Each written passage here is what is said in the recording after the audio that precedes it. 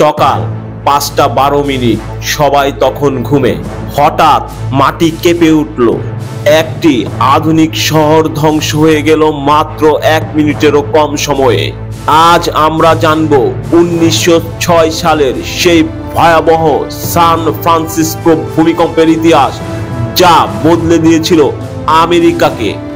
১৮ই April ১৯০৬ সাল, Richter স্কেলে ৭.৯ মাত্রার এক ভয়াবহ ভূমিকম্প আঘাত হানে ক্যালিফোর্নিয়ার সান ফ্রান্সিসকো শহরে। মুহূর্তেই ভেঙে যায় শত শত ঘরবাড়ি, চিৎকারে ভরে যায় চারপাশ। কিন্তু বিপদ তখনও শেষ হয়নি। ভূমিকম্পের পর শুরু হয় অগ্নিকাণ্ড, যা চলে টানা ৩ দিন। গ্যাস লাইন ফেটে গিয়ে আগুন ছড়িয়ে পড়ে চারদিকে।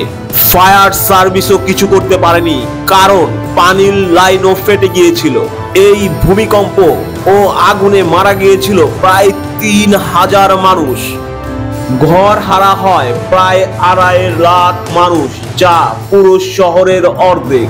শহরের প্রায় ৮০% এলাকা ধ্বংস হয়ে যায়। সান ফ্রান্সিসকো হয়ে ওঠে ধ্বংসের প্রতীক।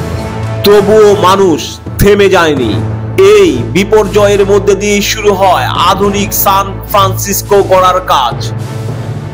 এমনকি আজকের ভূমিকম্প বান্ধব ক্যালিফোর্নিয়ার প্রযুক্তি গড়ে ওঠে এই ঘটনার শিক্ষা থেকেই। ১৯০৬ সালের সান ফ্রান্সিসকোর ভূমিকম্পের ঘটনা শুধু একটি শহরের ধ্বংসের প্রতীক নয়, এটি প্রতিরোধ, পুনর্গঠন ও মানুষের সাহসিকতার এক অনন্য উদাহরণ।